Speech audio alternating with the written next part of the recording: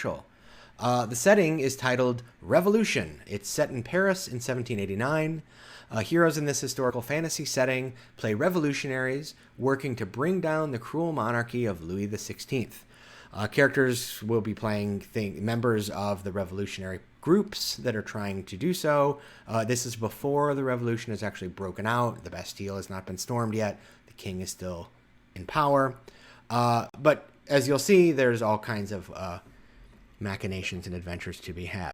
He said that the intrepid adventurers are to travel to a salon, an aristocratic party of, let's say, free thinkers and libertines, being held at Madame Helvetius's Paris apartments in the front room, the salonière or salon of this place, and where there would be, music and people talking about politics and philosophy, but also perhaps some rather free morals being exhibited, and because these are like one of the hotbeds of revolutionary sentiment in these sorts of places. And so they're supposed to go to this and find this guy Henri Thierry, the Baron d'Holbach, who is a famous libertine himself. Actually, he's one of these people that, because of his aristocratic station, can get away with saying things like, "We all know God doesn't exist and the king is an idiot," right? Which is exactly the kinds of things he was saying. He's known for saying. Well, he allegedly knows, if anybody would know, he'd know whether somebody in the revolutionary circle is secretly a royalist and has informed the king about the revolutionary movements.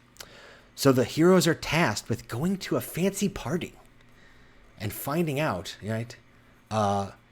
Trying to pry this information out of a famous, rather blowhard of a philosopher display. So you arrive, everyone, the men in powdered wigs, some of the women as well. Many of them have the hats, the long dresses, the massive petticoats, etc. Gloves, shoes, and so on.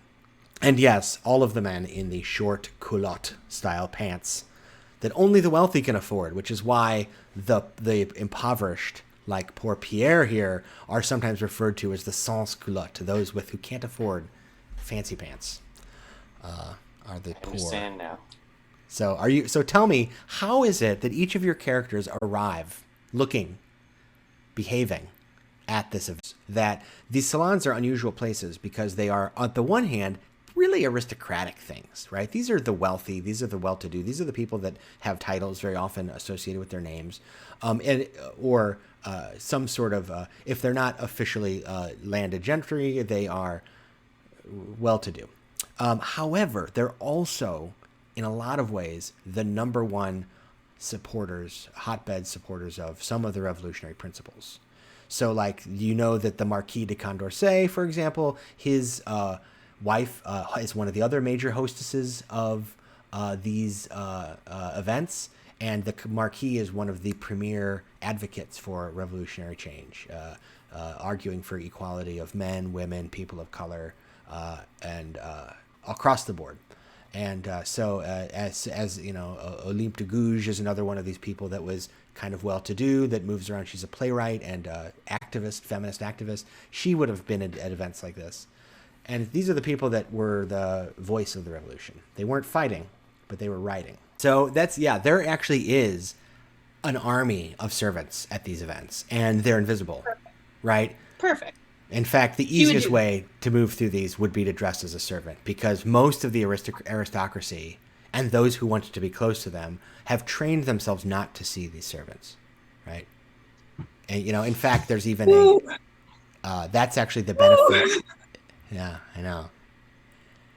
There cannot be a revolution unless all hands have blood on them. Right. So this is, and actually, if side note, had you made a character or like that had the one of the backgrounds you can have is domestic, right? It can be like one of the jobs you start with, and the class, the background feature is that you can move in public without people noticing. It's like if you're in like a place where there's high society figures, they automatically almost don't see you if you're dressed as a domestic, right?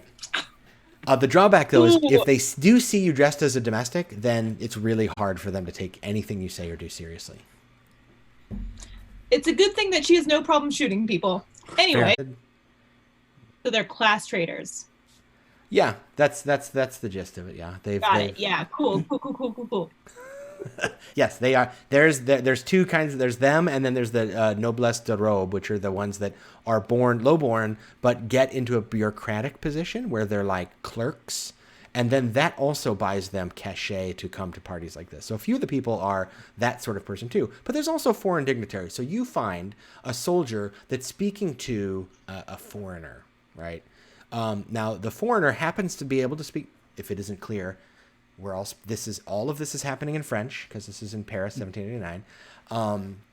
I didn't think that you would want me to try to run it in French. I can, je peux parler français un peu, but not enough to do this for real. So, but this guy's speaking in French to this foreigner who's speaking in bad French, right? Bad French with it sounds like one of those awful Americans, right?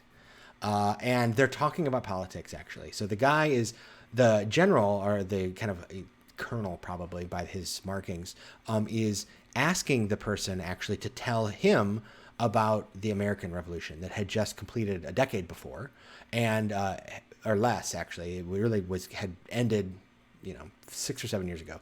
And the guy turns, the American turns. He's younger, maybe your age, maybe, and he turns and he says in French, he says something like, "Oh, I was just telling the colonel here about the story I'd heard about Valley Forge and how General Washington, blah, blah, blah, blah, blah," that sort of thing.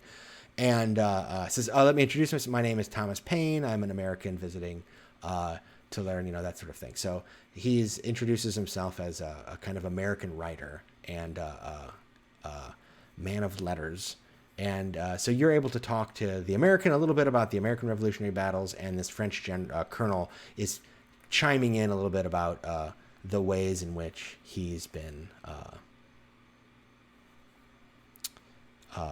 involved with Lafayette, right? So, because he apparently, this colonel you're with, served with Lafayette at the Battle of Rhode Island or something like this, right? And so the French, because if you didn't know, the French did fight on the side of the revolutionaries in America, so they have this in common.